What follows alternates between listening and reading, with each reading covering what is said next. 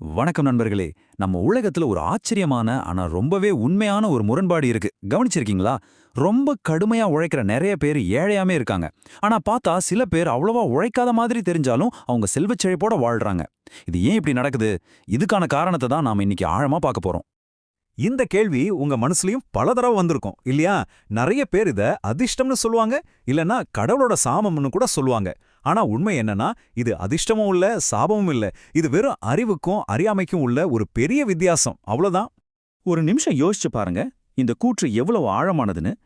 ஒரு கழுதை தன் வாழ்நாள் முழுக்க கனமான சுமைகளை சுமந்து இரவும் பகலும் ஓயாம வேலை செய்யுது. ஆனா அது எப்போவாச்சும் ஒரு செல்வந்தனா மாற முடியுமா? நிச்சயமா முடியாது. இதிலிருந்து நம்ம புரிஞ்சுக்க வேண்டியது ஒன்னே ஒண்ணுதான். உழைப்பு மட்டும் பணக்காரன் ஆகிறதுக்கு பத்தாது. ஆமாங்க. நம்மள குழப்புற இந்த புதிருக்கு கிட்டத்தட்ட 2300 வருஷத்துக்கு முன்னாடியே மாபெரும் அறிஞரான ஆச்சாரிய சாணக்கியர் ரொம்ப தெளிவான ஒரு பதில சொல்லிட்டு போயிருக்காரு. இன்னைக்கு அந்த ரகசியத்தை தான் நம்ம உடைச்சு பார்க்க போறோம். அப்போ பணக்காரன்களுக்கும் ஏழைகளுக்கும் நடுவுல இருக்கிற அந்த பெரிய வித்தியாசம் என்ன? சாணக்கியர் ரொம்ப சிம்பிளா சொல்றாரு.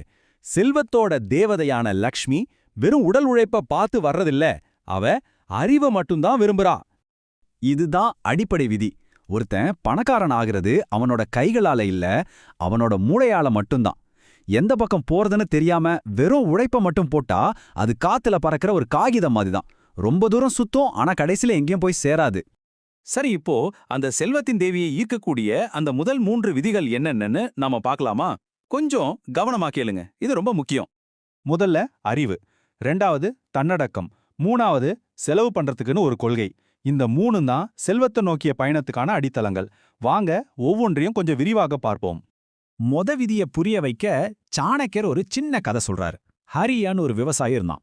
அவன் ராத்திரி பகலா உழைச்சான். ஆனா அவனோட பயிர் ஒவ்வொரு வருஷமும் காஞ்சி போச்சு, வறுமையில வாடினான். ஆனா மூலானும் இன்னொருத்தன் இருந்தான். அவன் ஹரியாவை விட குறைவா தான் உழைச்சான். ஆனா எப்ப மழை வரும், மண்ணோட தன்மை என்னன்னு அறிவோட செயல்பட்டான். அதனால அவன் செழிப்பா வாழ்ந்தான். இதுல இருந்து என்ன தெரியுது? உழைப்பை விட அந்த உழைப்பை எந்த திசையில செலுத்தணும்னு சொல்ற அறிவு தான் முக்கியம். 2வது விதி தன்னடக்கம். அதாவது செல்வம் உங்களை தேடி வரத்துக்கு முன்னாடி நீங்க உங்களை கட்டுப்படுத்த கத்துக்கணும். ஆசைகளுக்கு அடிமையா இருக்கிற ஒருத்தன் செல்வத்துக்கு எஜமானனா இருக்க முடியாது, அதுக்கு அடிமையா தான் மாறுவான். செல்வம் பலவீனமானவங்கள சோதிக்க வரும். ஆனா யாருக்கிட்ட தன்னடக்கம் இருக்கோ அவங்க கிட்ட தான் நிரந்தரமா தங்கும். இது நம்மள 3வது விதிக்கு கூட்டிட்டு போகுது. அதாவது செலவு செய்யறதுக்குன்னு ஒரு கொள்கை வேணும். பாருங்க, பணம் சம்பாதிக்கிறது ஒரு கலைன்னா அதை சரியா செலவழிச்சு பாதுகாக்கிறது அதை விட ஒரு பெரிய அறிவு. கஷ்டப்பட்டு சம்பாதிச்ச பணத்தை எந்த திட்டமும் இல்லாம வீணாக்கிறவன் தன்னோட உழைப்பையே அவமதிக்கிறான். சாணக்கியர் சொல்ற இந்த உதாரணத்தை பாருங்க, எவ்வளவு ஒரு ஆழமான கருத்து. பணம் ஒரு நெருப்பு மாதிரி. கட்டுப்பாடோட வச்சுக்கிட்டா அது நமக்கு வெளிச்சம் தரும். ஆனா கட்டுப்பாடு இல்லாம விட்டா அது நம்ம வாழ்க்கையே எரிச்ச சாம்பலாக்கிடும்.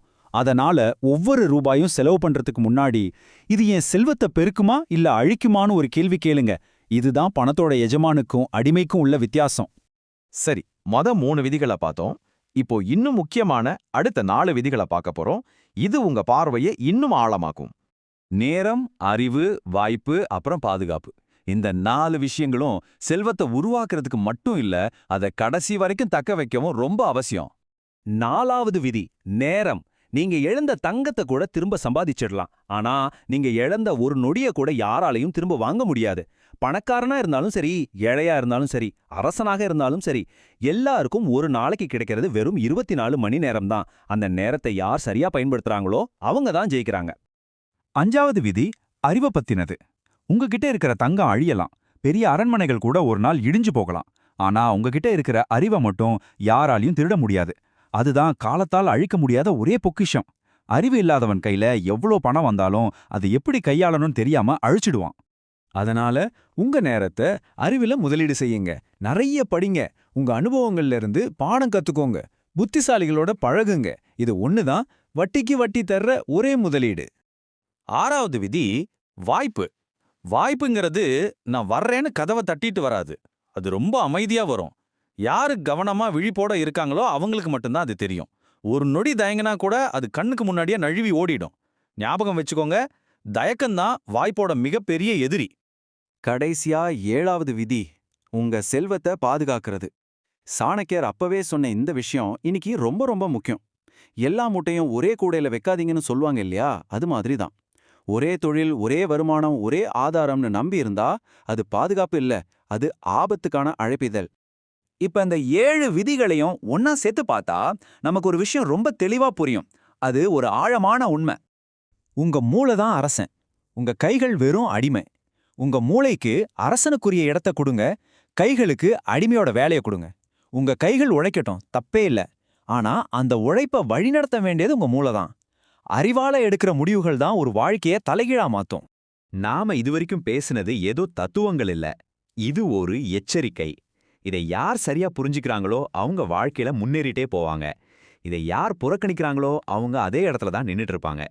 கடுமையா மட்டும் உழைக்கிற கழுதையா இருக்க போறீங்களா, இல்ல அறிவால வழிநடத்துற அரசனாக இருக்க போறீங்களா? இப்போ அந்த தேர்வு உங்க கையில தான் இருக்கு.